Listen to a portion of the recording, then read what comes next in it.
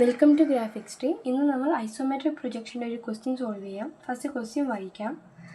Cone of diameter 32 mm base and 40 mm height is surmounted over a square slab, 40 mm side, 25 mm thickness on HP, so that one edge of the square is parallel to VP.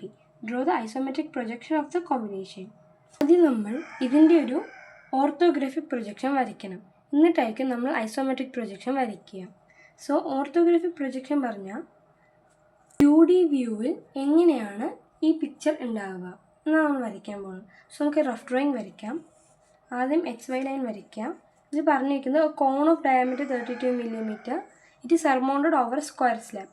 ഒരു square സ്ലാബിലാണ് ഇത് surmount ചെയ്തിരിക്കുന്നത്. ഈ cone square സ്ലാബിൻ്റെ മേലെ ഇരിക്കുന്നു എന്നാണ് പറയുന്നത്. So ഇതിൽ വേറൊരു കണ്ടീഷനും കൂടി തന്നിട്ടുണ്ട്. ഈ square is parallel to VP എന്ന് തന്നിട്ടുണ്ട്. സോ സ്ക്വയർ പറഞ്ഞാൽ എല്ലാ സൈഡും ഈക്വൽ അല്ലേ. സോ ഈ എല്ലാ സൈഡും ഈക്വൽ ആയ കാരണം ഇങ്ങനെയാണ്. ഒരു സൈഡ് VPക്ക് പാരലാണ്. ഇതാണ് VP, ഇതാണ് HP. ഈ VPക്ക് ഒരു സൈഡ് പാരലാണെന്ന് കാണിക്കുക ഇങ്ങനെ. ഇനി ഒരു കോണ് ഇതിൻ്റെ മേലെയാണ് ഇരിക്കുന്നതെന്ന് പറയുന്നുണ്ട്. സോ ടോപ്പ് വ്യൂവിൽ ഇതാണ് ടോപ്പ് വ്യൂ, ഇതാണ് ഫ്രണ്ട് വ്യൂ. VP ആണ് ഫ്രണ്ട് വ്യൂ, HP ആണ് ടോപ്പ് വ്യൂ. സോ ടോപ്പ് വ്യൂവിൽ നമ്മൾ ഒരു കോണിന് മേലെ നിന്ന് നോക്കുകയാണെങ്കിൽ നമ്മളൊരു സർക്കിളായിട്ടായിരിക്കും കാണാം. ഓക്കെ, ഇനി ഇവിടെ സ്ക്വയറിൻ്റെ തിക്നെസ് പറഞ്ഞിട്ടുണ്ട്. സോ ഇതാണ് ഒരു സ്ക്വയർ ബോക്സ് എന്ന് കൺസിഡർ ചെയ്യൂ. സോ ഇതാണല്ലോ നമ്മുടെ ടോപ്പ് സർഫസ് നമുക്ക് അങ്ങനെ സ്ക്വയർ പോലെയുണ്ട്. സോ അതിനെയാണ് നമ്മളിവിടെ വരച്ചിരിക്കുന്നത്. ഇനി നമ്മൾ ഫ്രണ്ടിൽ നോക്കണം. ഫ്രണ്ടിൽ നോക്കുന്നു എന്ന് പറയുമ്പോൾ ഇങ്ങനെ നോക്കുമ്പോൾ കണ്ടോ, ഇതാണ് ഫ്രണ്ട് വ്യൂ. ഇങ്ങനെ നോക്കുമ്പോൾ ഈ ഭാഗം ഒരു റെക്റ്റാങ്കിൾ ഷേപ്പിലാണ് കാണുന്നത്. ഇതായിരിക്കും നമ്മുടെ തിക്നെസ്. ഇത് നമ്മുടെ ലെങ്ത്തും, ഇതാണ് തിക്നെസ്. ഈ തിക്നെസ് എന്ന് പറയുന്നത് ഇങ്ങനെ ഷേപ്പിലാണ് കാണുന്നത്. സോ ഫ്രണ്ട് വ്യൂ കൊണ്ട് ഇങ്ങനെ കാണുമ്പോൾ നമ്മൾ അതിനെ ഇവിടെ ഇങ്ങനെയായിരിക്കും വരയ്ക്കുക. ഇങ്ങനത്തെ ഒരു ഷേപ്പായിരിക്കും വരിക. ഇത് 25ഉം 40ഉം. ഇനി കോണിനെ നമ്മൾ ഫ്രണ്ട് വ്യൂവിൽ നോക്കുമ്പോൾ അതൊരു ട്രയാങ്കിൾ ഷേപ്പിലേക്കും വരിക. സോ നമ്മൾ ഇങ്ങനെയും വരയ്ക്കും. ഇതാണ് നമ്മുടെ ഓർത്തോഗ്രാഫിക് പ്രൊജക്ഷൻ. ഇവിടെ നമുക്ക് ശരിയായി വരയ്ക്കാം. ഇത് റഫ് ഡ്രോയിങ് ആണ്. ആദ്യം ഒരു XY ലൈൻ വരയ്ക്കാം. ഇനി 40 mm ഒരു സ്ക്വയർ വരയ്ക്കാം. 40 mm എന്ന് പറഞ്ഞാൽ 4 cm. ഇനി 25 mm തിക്നെസ് വരയ്ക്കണം. ഇനി നമുക്ക് ഈ സ്ക്വയറിൻ്റെ സെൻറ്റർ കണ്ടുപിടിക്കാം. സിമ്പിളായിട്ട് ഇങ്ങനെ വരയ്ക്കാം. ഇനി നമുക്ക് ഒരു സർക്കിൾ വരയ്ക്കണം. കഴിഞ്ഞ റഫ് ഡ്രോയിങ് ചെയ്ത പോലെ ഇതായിരിക്കും നമ്മുടെ കോണിൻ്റെ ടോപ്പ് വ്യൂ, ഇതായിരിക്കും ഫ്രണ്ട് വ്യൂ. സോ നമുക്കൊരു സർക്കിൾ വരയ്ക്കണം. സോ സർക്കിൾ എന്ന് പറയുന്നത് ഇവിടെ കോണിൻ്റെ ഡയാമീറ്റർ തന്നിരിക്കണം. സോ നമ്മളതിൻ്റെ റേഡിയസ് വെച്ചിട്ട് വേണം നമ്മളൊരു സർക്കിൾ വരയ്ക്കാൻ. സോ ഇവിടെ നമുക്ക് കോണിൻ്റെ ഡയാമീറ്റർ 32 mm തന്നിരിക്കുന്നത്. 32 mm പറഞ്ഞാൽ സ്കെയിൽ 3.2 ആയിരിക്കും. സോ അതിൻ്റെ ഹാഫ് വെച്ചിട്ടായിരിക്കും നമ്മൾ അതിൻ്റെ സർക്കിളിൻ്റെ റേഡിയസ് വെച്ചായിരിക്കും സർക്കിൾ വരയ്ക്കുന്നുണ്ടാവുക. സോ 32ൻ്റെ ഹാഫ് 1.6 നമ്മളൊരു ബേസ് റേഡിയസ് എടുത്തിട്ട് നമ്മൾ സർക്കിൾ വരയ്ക്കുക. ഇനി നമുക്ക് ഈ സർക്കിളിൻ്റെ ഈ ഭാഗത്തുനിന്ന് നമ്മളിവിടേക്ക് ഒരു ലൈൻ വരയ്ക്കണം. ബിക്കോസ് ഇവിടെയാണ് നമ്മൾ ട്രയാങ്കിൾ വരയ്ക്കാൻ പോകുന്നത്. സോ ഇതിൻ്റെ അതേ അളവിൽ വേണം നമ്മൾ വരയ്ക്കാൻ. സോ ഇതിന് സ്ട്രെയിറ്റ് വെച്ച് ഇങ്ങനെ ഇതിൻ്റെ പാരലായി വരയ്ക്കുക. ഇവിടേക്ക് ഇവിടെ നിന്നായിരിക്കും നമ്മൾ കോൺ വരയ്ക്കുക. സോ ഫസ്റ്റ് ഇതിൻ്റെ സെൻറ്റർ കണ്ടുപിടിക്കുക.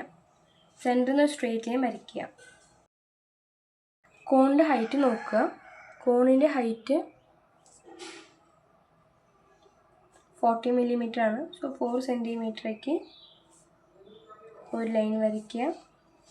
ഇവിടെ നിന്ന് ഇവിടേക്കും കോൺ വരയ്ക്കുക. സോ ഇതാണ് നമ്മുടെ ഓർത്തോഗ്രാഫിക് പ്രൊജക്ഷൻ. നമ്മൾ ഓർത്തോഗ്രാഫിക് പ്രൊജക്ഷൻ വരച്ച് കഴിഞ്ഞു. നമുക്കിനി ഇതിനെ നെയിമിങ് ചെയ്യാം. സോ ഇതിന് A, B, C, D ഇങ്ങനെ നെയിമിങ് ചെയ്ത് കൊടുക്കാം കേട്ടോ. ഇനി ഐസോമെട്രിക് പ്രൊജക്ഷൻ വരയ്ക്കണം. അതിനായിട്ട് ഐസോമെട്രിക് സ്കെയിൽ വരയ്ക്കണം. സോ ഐസോമെട്രിക് സ്കെയിൽ വരയ്ക്കാനായി നമ്മൾ ഇവിടെ നിന്ന് ഒരു പോയിൻ്റ് എടുത്ത് 30 ഡിഗ്രിക്കും 45 ഡിഗ്രിക്കും ഒരു ആംഗിൾ വരയ്ക്കാം. നമ്മൾ ഏറ്റവും അറ്റത്ത് വേണം ഈ ഐസോമെട്രിക് സ്കെയിൽ വരയ്ക്കാൻ. എന്നാലും നമുക്ക് ഇവിടെ ഐസോമെട്രിക് പ്രൊജക്ഷൻ വരയ്ക്കാൻ പറ്റുള്ളൂ. അതേപോലെ ഓർത്തോഗ്രാഫിക് പ്രൊജക്ഷനും എല്ലാം ഒരേ സൈഡ് വരാനാണ് നമ്മളിവിടെ ഐസോമെട്രിക് സ്കെയിൽ വരയ്ക്കുന്നത്. ഇനി ഇതാണ് നമ്മുടെ 30 ഡിഗ്രി ആംഗിൾ, ഇത് 45 ഡിഗ്രി. ഇങ്ങനെ നമ്മൾ എഴുതണം. ഇവിടെ ഐസോമെട്രിക് സ്കെയിലിൽ നിന്ന് എഴുതണം. സോ ഇവിടെ ആക്ച്വൽ ലെങ്ത് എന്നും ഇവിടെ ഐസോമെട്രിക് ലെങ്ത് എന്നും എഴുതുക. ഇനി ഈ ലൈൻ ഉണ്ടല്ലോ, നമുക്കിവിടെ 9 പോയിൻറ്റ്സോ 10 പോയിൻറ്റ്സോ ഡിവൈഡ് ചെയ്യാം ഈ ആക്ച്വൽ ലെങ്ത്തിൽ. അതിനുശേഷം ഇവിടെ ഉണ്ടല്ലോ, നമ്മൾ സ്ട്രെയിറ്റ് ആയിട്ട് നമ്മുടെ സ്കെയിലിനെ വെച്ച് ഇവിടേക്ക് ഈ സ്ട്രെയിറ്റ് ലൈൻ വരയ്ക്കുക. ഓരോ ലൈനിലും സ്ട്രെയിറ്റ് ആയിരിക്കണം.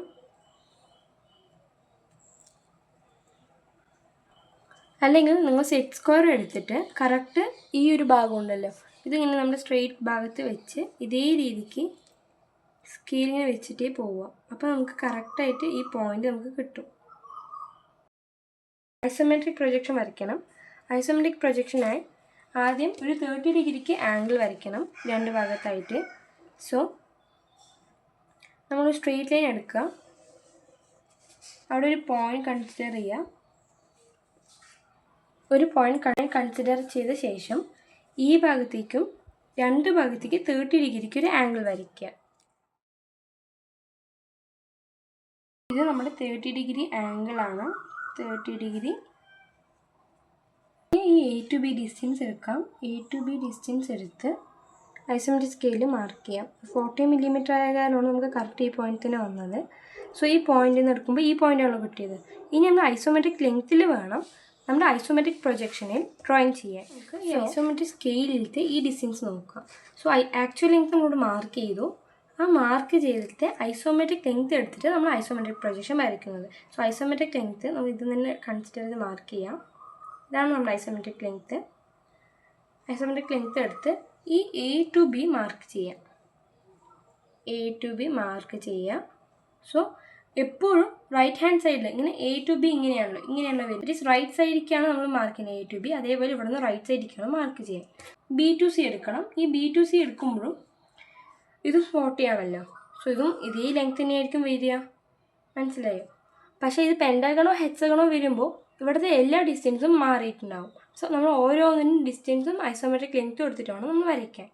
ഇത് സ്ക്വയർ ആയ കാരണം മാത്രമാണ് നമ്മൾ എല്ലാത്തിനും ഒരേ ഐസോമെട്രിക് ലെങ്ത് യൂസ് ചെയ്യുന്നത്. എന്തെന്നാൽ എല്ലാത്തിനും ആക്ച്വൽ ലെങ്ത് സെയിം ആണല്ലോ. So A to B mark ചെയ്തു. ഇനി B to C മാർക്ക് ചെയ്യണം. ഇതായിരിക്കും നമ്മൾ അതിനൊരു ആർക്ക് ഇവിടെ കൺസിഡർ ചെയ്യുക, അത് വരയ്ക്കുക. അതേപോലെ ഇനി A to D ഡിസ്റ്റൻസ് എടുക്കാം. A to D ഡിസ്റ്റൻസ് എടുത്ത് ഐസോമെട്രിക് ലെങ്ത് യൂസ് ചെയ്ത് അതിനെ ഇവിടെ മാർക്ക് ചെയ്യുക. ഇനി ഈ പോയിന്റിൽ നിന്ന് ഇവിടേക്ക് ഒരു ആർക്ക് കട്ട് ചെയ്യുക. സോ ഇത് A to D ആയിരിക്കും ഡിസ്റ്റൻസ്. ഇതായിരിക്കും നമ്മുടെ C ഡിസ്റ്റൻസ്. ചെറിയൊരു ആർക്ക് കൺസിഡർ ചെയ്താൽ മതി. റബ്ബ് ചെയ്യാതെ മാക്സിമം നോക്കുക.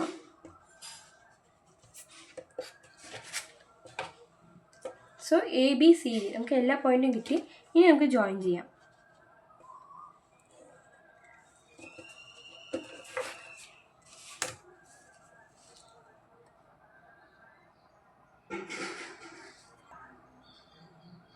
സോ നമ്മൾ സ്ക്വയർ വരച്ച് കഴിഞ്ഞു. ഇനി നമുക്ക് ഇതിൻ്റെ തിക്നെസ് ആയ ഈ ഭാഗം നമുക്ക് വരയ്ക്കണം. അതിനായിട്ട് എല്ലാത്തിനും ഒരു പെർപെൻഡിക്കുലർ ആയിട്ട് ദാറ്റ് ഈസ് 90 ഡിഗ്രിക്ക് ഒരു സ്ട്രെയിറ്റ് ലൈൻ വരയ്ക്കുക. ഇനി നമ്മുടെ കോമ്പസ് എടുത്ത് നമ്മൾ ഈ തിക്നെസ്സിന് കറക്റ്റായിട്ട് ഈ മെഷർമെൻറ്റ് എടുക്കണം. എടുത്ത് ആക്ച്വൽ ലെങ്ത്തിൽ ഒരു പോയിന്റ് മാർക്ക് ചെയ്യാം. ആക്ച്വൽ ലെങ്ത്തിൽ പോയിന്റ് മാർക്ക് ചെയ്യുന്നുണ്ട്. ഇതാണ് നമ്മുടെ പോയിന്റ്. ഇനി ഈ പോയിന്റിൽ നിന്ന് കറക്റ്റായിട്ട് ഐസോമെട്രിക് ലെങ്തിക്ക് ഒരു സ്ട്രെയിറ്റ് ലൈൻ വരയ്ക്കുക. ഇനി ഈ ലെങ്ത് എടുക്കുക. നമ്മൾ ഐസോമെട്രിക് ലെങ്ത് മെഷർ ചെയ്യുക. ഇനി ABCD എന്നുള്ള എല്ലാ പോയിൻറ്റ്സിനും ഈ ഐസോമെട്രിക് ലെങ്ത് ആ പെർപെൻഡിക്കുലർ ലൈനിലേക്ക് മാർക്ക് ചെയ്യുക. ഇനി നമുക്ക് എല്ലാ പോയിൻറ്റ്സും ജോയിൻ ചെയ്യാം. First A to B join ചെയ്യാം. ഇനി B to C ജോയിൻ ചെയ്യാം. C to D, D to A. ഇനി നമുക്ക് സർക്കിൾ വരയ്ക്കാനുണ്ട്. സർക്കിൾ വരയ്ക്കാനായി ഫസ്റ്റ് നമ്മൾ ഈ ഒരു സ്ക്വയറിനെ സെൻറ്റർ കണ്ടുപിടിക്കുക. സെൻറ്റർ കണ്ടുപിടിക്കാൻ വേണ്ടിയിട്ട് നമുക്ക് ഇവിടെ നിന്നൊരു ഈ ലൈൻ വരച്ചാൽ കറക്റ്റായിട്ട് നമുക്ക് ഈ സെൻറ്റർ പോയിന്റ് കിട്ടുന്നുണ്ട്. പക്ഷേ നമുക്ക് ഇവിടെ നിന്നും നമുക്ക് സെൻറ്റർ പോയിന്റ് കിട്ടണം. സോ നമുക്കിനി ഈ ഓരോ ഭാഗത്തിൻ്റെയും ഹാഫ് കണ്ടുപിടിക്കണം. ഇതിൻ്റെ എല്ലാത്തിൻ്റെ പകുതി കണ്ടുപിടിച്ച് അതിനും ഒരു ലൈൻ വരയ്ക്കുക. സോ ഇവിടെ നിന്ന് നോക്കുമ്പോൾ നമുക്കിവിടെ ഡിസ്റ്റൻസ് 3.3 ആണ് കിട്ടുന്നത്. സോ 3.3ൻ്റെ ഹാഫ് എടുത്തിട്ട് വേണം ഈ പോയിൻറ്റിക്കൊക്കെ നമ്മൾ ഹാഫ് ചെയ്ത് പോയിൻറ്റ്സ് മാർക്ക് ചെയ്ത് ഹാഫ് വരയ്ക്കേണ്ടത്. സോ ഇതിൻ്റെ ഹാഫ് 1.65 ആണ് കിട്ടുന്നത്. സോ നമുക്കത് വരയ്ക്കാം. ഇവിടെയാണ് 1.65 വരുന്നത് ഈ ഭാഗം.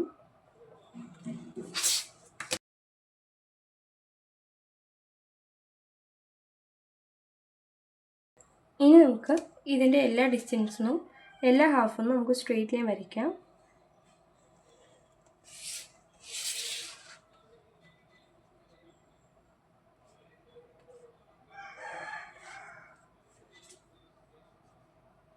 സോ ഇതായിരിക്കും നമ്മുടെ ഹാഫ്.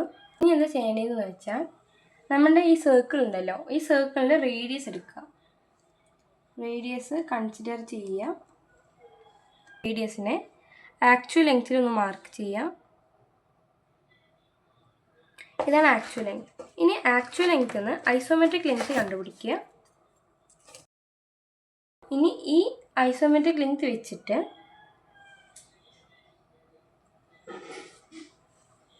ഈ സെൻറ്ററിൽ ഉണ്ടല്ലോ, ഈ സെൻറ്ററിൽ നിന്ന് ഇവിടേക്കൊരു നമ്മൾ ഇപ്പോൾ വരച്ച ഈ ഡിസ്റ്റൻസ് ഉണ്ടല്ലോ, ഈ ലെങ്ത്തേക്ക് ഓരോ സൈഡിൽ നിന്നും ഈ ഐസോമെട്രിക് ലെങ്ത് നമ്മൾ മാർക്ക് ചെയ്യണം.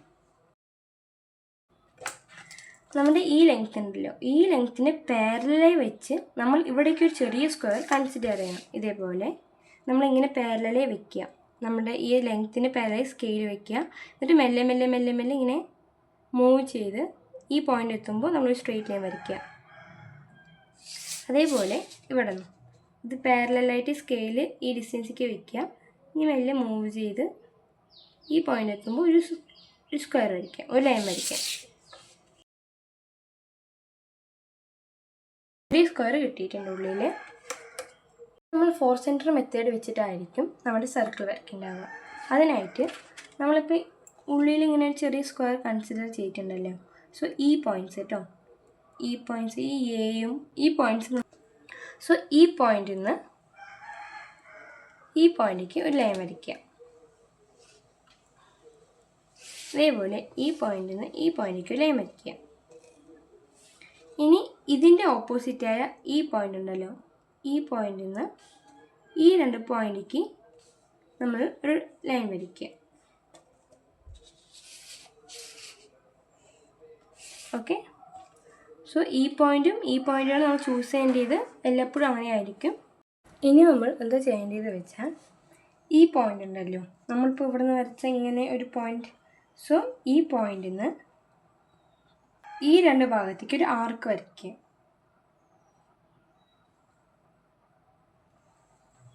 ഇങ്ങനെ ചിലർക്ക് ആർക്കെല്ലാം ചിലപ്പോൾ ശരിയായി വരില്ല, അതൊക്കെ ഒരു അഡ്ജസ്റ്റ്മെൻറ്റിൽ വേണം വരയ്ക്കാൻ. ഇനി ഇതിൻ്റെ ഓപ്പോസിറ്റായി ഈ പോയിൻ്റ് ഉണ്ടല്ലോ, ഈ പോയിൻറ്റിൽ നിന്ന് ഈ 2 ഭാഗത്തേക്ക് ഇവിടേക്ക് 2 ലൈൻ വരച്ചിട്ടില്ല, ഈ 2 ഭാഗത്തേക്ക് ഒരു ആർക്ക് വരയ്ക്കുക.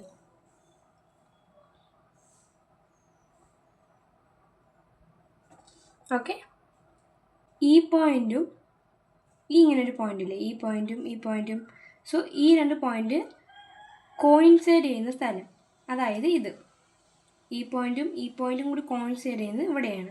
ഈ പോയിൻറ്റിൽ നിന്ന് ഈ 2 പോയിൻറ്റിലേക്ക് ഒരു ആർക്ക് വരയ്ക്കുക.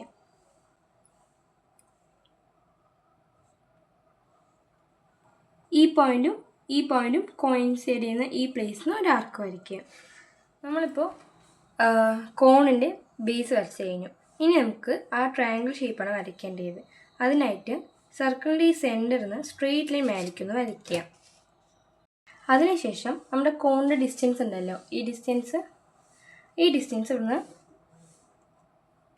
മെഷർ ചെയ്യുക. ഇതാണ് നമ്മുടെ ഡിസ്റ്റൻസ്. ഇത് നമ്മൾ മെഷർ ചെയ്ത് അതിനെ ആക്ച്വൽ ലെങ്ത്തിൽ പോയി മാർക്ക് ചെയ്യുക. അത് ആക്ച്വലി എനിക്ക് ഇവിടെ തന്നെ വരുന്നു 40 മില്ലിമീറ്റർ ആയ കാരണം. ഇനി അത് ഐസോമെട്രിക് ലെങ്ത്തിൽ മാർക്ക് ചെയ്യുക. സർക്കിളിൻ്റെ ഈ സെൻറ്റർ ഭാഗത്ത് നിന്ന് നമ്മൾ ഈ ആക്ച്വൽ ലെങ്ത്തിനെ ഇവിടേക്ക് മാർക്ക് ചെയ്യുന്നു. ഇനി നമ്മൾ ഈ സർക്കിളിൻ്റെ ഈ ഭാഗം ഉണ്ടല്ലോ, ഈ രണ്ട് ഭാഗം, ഇവിടെ ഈ ലൈനിങ്ങിന് ഈ സെൻറ്ററിൽ കൂടെ ലൈൻ പോകുന്നില്ലേ, ഈ ഭാഗത്ത് നിന്ന് ഈ ഭാഗത്തേക്ക് ഒരു ലൈൻ വരയ്ക്കുക.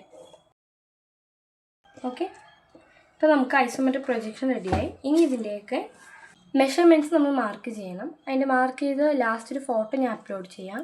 എപ്പോഴും all dimensions are in millimetre എന്ന് എഴുതാൻ മറക്കരുത്.